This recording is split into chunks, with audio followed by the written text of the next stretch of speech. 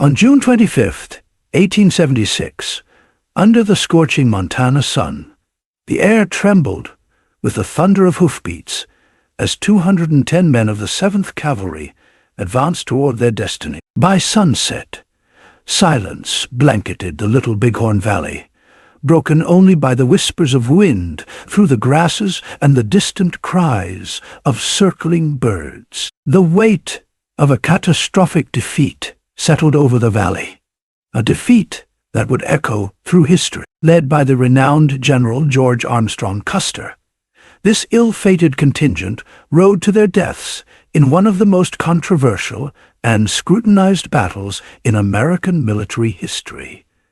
The Battle of the Little Bighorn. The aftermath left an indelible mark on both the United States Army and the Native American tribes who had defended their way of life. The events leading to this fateful encounter began weeks earlier, amidst rising tensions between the U.S. government and the Plains tribes. For years, relations had been deteriorating as the government sought to confine the tribes to reservations, depriving them of their traditional lands and hunting. The Lakota Sioux, Northern Cheyenne, and Arapaho tribes, led by prominent figures such as Sitting Bull, Crazy Horse, and Gall, resisted these efforts. In response, the U.S. Army launched a series of campaigns to force the tribes into submission. Among the military forces dispatched was the 7th Cavalry, an elite unit under the ambitious and polarizing command of George Custer, who was eager to claim a decisive victory. Custer, sensing an opportunity for glory, opted for a bold and risky strategy. Upon discovering a large Native American encampment along the Little Bighorn River, he divided his regiment into 4 battalions. Captain Frederick Benteen was tasked with scouting the ridges to the left, while Major Marcus Reno was ordered to lead a direct assault on the village. Custer retained command of 5 companies, intending to strike from the north and cut off any escape routes. The supply train, under Captain McDougall, was left behind to guard the rear. This division of forces, while tactically daring, left each contingent vulnerable to being overwhelmed by the vastly larger native force. Reno's battalion was the first to encounter the enemy. Advancing along the Little Bighorn River, they soon realized that they were facing a force far larger than anticipated. Hundreds of warriors emerged from the village, ready to defend their families and territory. Reno ordered his men to dismount and form a skirmish line, hoping to hold their ground. However, the sheer number of attackers and their aggressive tactics quickly forced Reno to order a retreat. His men fell back into the timber along the riverbank, seeking cover amid the trees. Despite their efforts to regroup, the retreat turned into a chaotic rout as warriors closed in, picking off soldiers as they fled toward the river. Under heavy fire and mounting casualties, Reno's men crossed the river and climbed to the bluffs beyond. Those who survived hastily dug in, preparing for a last stand. Benteen's battalion arrived shortly afterward, bringing much-needed reinforcement. Despite receiving orders from Custer to advance quickly, Benteen chose to stay and support Reno's beleaguered force. This decision, while criticized by some, likely saved many lives on the bluffs. Together, Reno and Benteen held their position, repelling repeated attacks throughout the day. Meanwhile, Custer's column was advancing several miles to the north, unaware of Reno's plight. After splitting from Reno, Custer led his men along the bluffs, searching for a ford to cross the river and launch a surprise attack on the village. However, their movements had been observed by native scouts, and the element of surprise was lost. Thousands of warriors, led by Crazy Horse and Gall, swiftly mobilized to intercept Custer's force.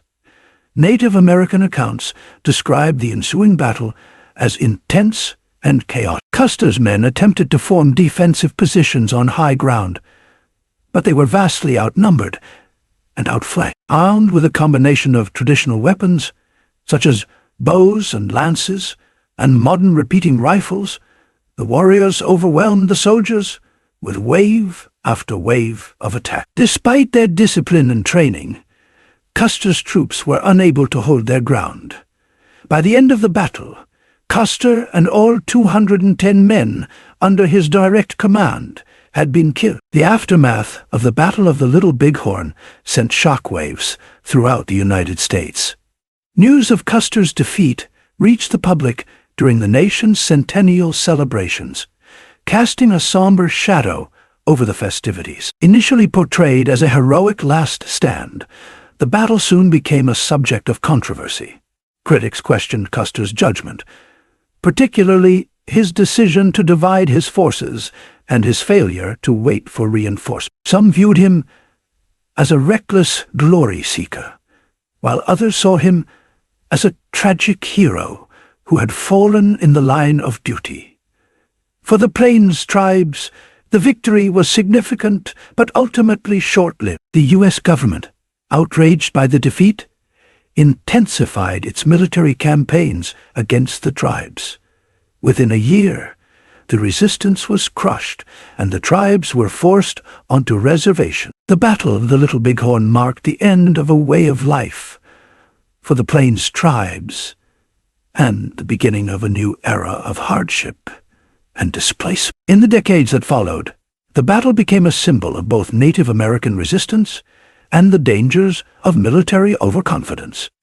Monuments were erected at the battlefield site, and it was preserved as a national monument. Archaeological investigations in the 20th century shed new light on the battle, revealing details about the soldiers' positions, the distribution of artifacts, and the intensity of the fighting. Spent cartridges and bullet trajectories provided valuable insights into the sequence of events, helping historians piece together a more accurate picture of the battle. One of the enduring mysteries surrounding the Battle of the Little Bighorn is the exact sequence of Custer's final moments. According to Crow Scout Curley, who escaped before the battle reached its climax, Custer remained calm and composed even as the situation deteriorated. Other accounts suggest that Custer may have attempted a breakout or a final stand atop what is now known as Last Stand Hill. The lack of survivor testimony from Custer's immediate command